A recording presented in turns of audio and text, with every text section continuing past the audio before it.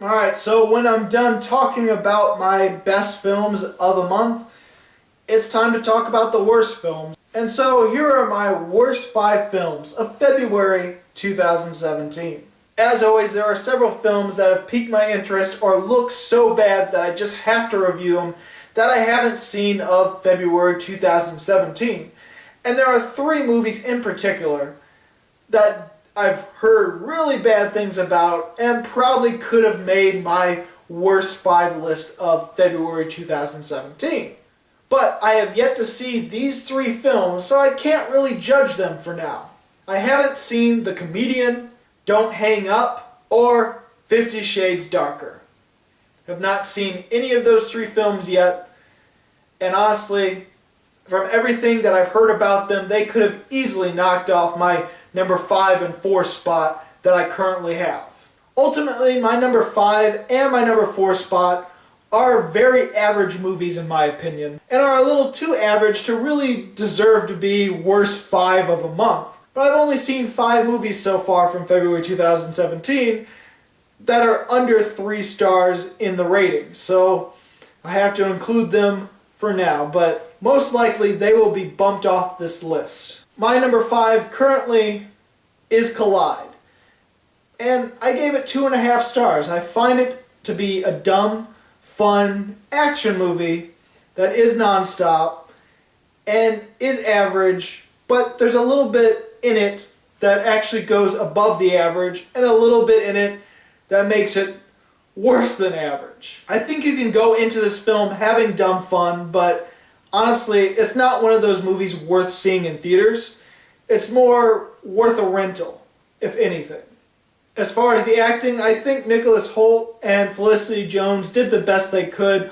Unfortunately, their characters, them being the main characters, were the most bland characters of the film and the most uninteresting.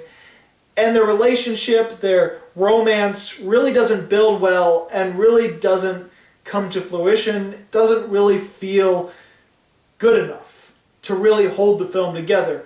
And unfortunately, it's needed to hold the film together because Nicholas Holt's character is doing this for love, doing it for her, and if we don't believe the chemistry, we don't believe the romance, then it doesn't quite work. Ben Kingsley and Anthony Hopkins are in this film. They feel like they're just overacting because they feel like they're in a terrible B-movie, straight-to-DVD film, and so they're acting as though they have no care in the world, overacting, trying to be Nicolas Cage almost. And then you have some pretty good action in the movie, pretty good car crashes, and some good car chase scenes, and some decent cinematography when it came to the action. When it wasn't the action, the cinematography was pretty much crap. So honestly, this movie is all over the place, and that's why I can't give it 3 stars. But I also can't deny that I had some fun with this movie, and I think some fun could definitely be had with the film. Unfortunately, the whole film is just completely inconsistent. My number 4 is another film I gave a very average score to, another 2.5 stars.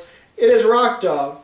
It's an animated film that when I saw the trailer, and quite a few other people saw the trailer, they thought, oh great, this is another Norm of the North sort of situation where it's a movie that's meant to be straight to DVD that gets sent into theaters just with abominable animation that is just looks horrible on the big screen with some actors just phoning it in, and some of it is true. The animation isn't as bad as Norm in the North, but definitely not completely bottom of the barrel when it comes to straight to DVD animated films, but feels like something you would see off of Netflix when it comes to animated films. And a lot of the voice acting definitely felt phoned in. The story, however, did feel like it had something there. It felt like a combination of 3 different animated films, and not as good as any of these animated films. It felt like a bit of a mockbuster of Kung Fu Panda at the very beginning of the film. Second third of the film felt like it was trying to be Zootopia a little bit, with all the animals in a city, but not really any of the social commentary, and it's more about him trying to become a rock star. And then the last act of the film feels like Kubo and the Two Strings. Obviously not as good as any of those three movies, and even though it's not as good, it still feels generic, but an acceptable generic. It's one of those films where I can see kids enjoying it. In fact, I was not the only person in the theater. There was a family behind me. It looked like two grandparents taking their grandchild. And the grandchild absolutely loved the film. And I don't blame them. It feels like a movie that kids can definitely like. And adults can find something in it, but not enough to really feel that, oh, this is a good film.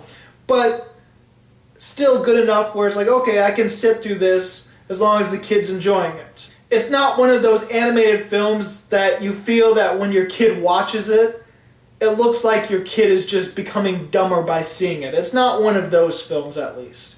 It's not Norm of the North. That'll make your kid dumber. Now, my number 3 is Fist Fight. This was ultimately a very generic comedy that got a few chuckles out of me every so often, but for the most part, it was just boring, uninteresting, and the things that the kids, the students that are seniors in this film, is their last day of being seniors, and so let the senior pranks commence. The things these kids get away with, criminal and ridiculous, is the type of over-the-top comedy and over-the-top pranks that are dangerous and would kill normal people sometimes, or break several laws, but they can get away with it because it's a comedy film, it's an alternate reality. Who cares what happens in a comedy film as long as it makes you laugh? Unfortunately, it didn't make me laugh, it just made me frustrated and annoyed and angry.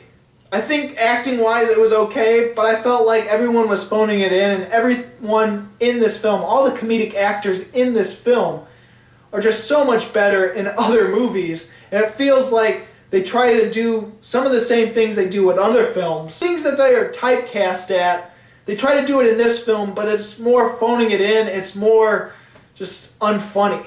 The only saving grace of this film, the only thing keeping it from going lower than 2 stars, is the fight at the end was good. Charlie Day and Ice Cube's fight, it was good.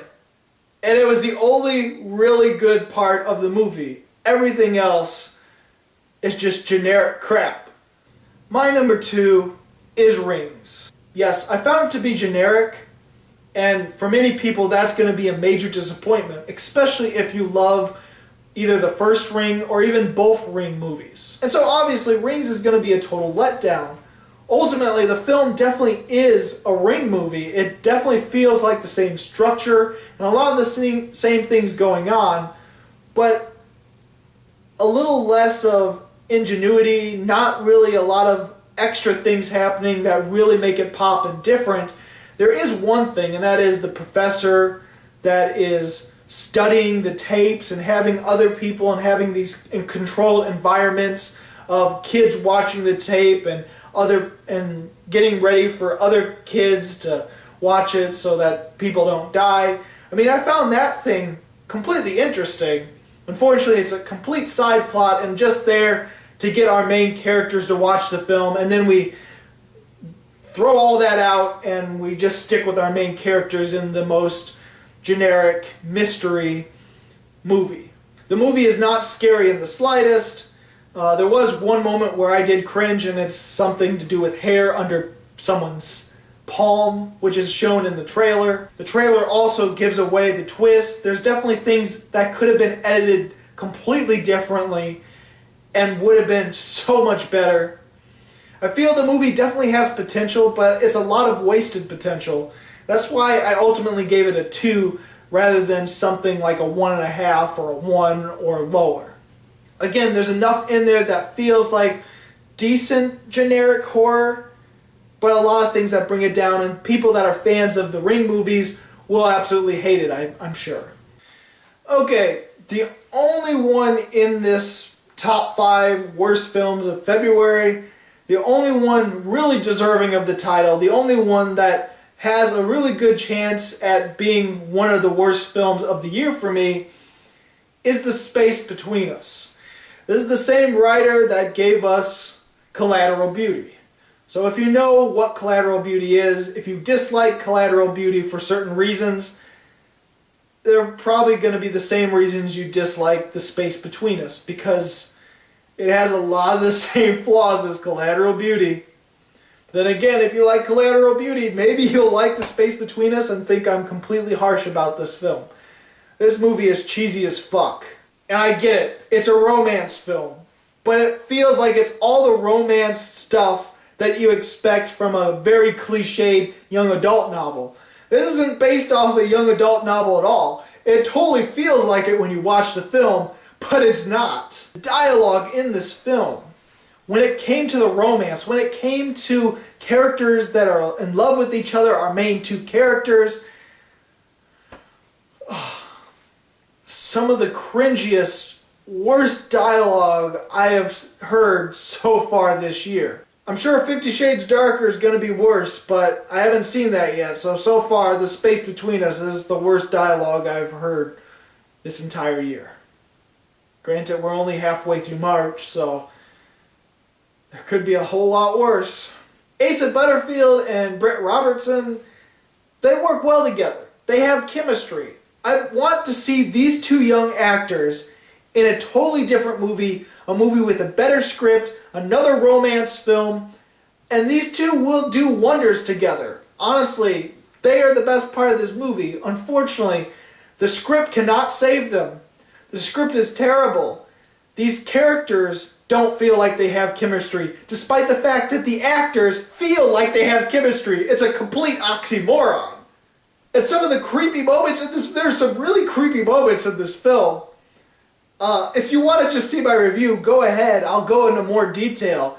But there are moments where it's supposed to be innocent, heart-warming, and romantic, but it just comes as downright creepy and stalkerish. Also, these kids get away with stealing at least 3 cars and a plane.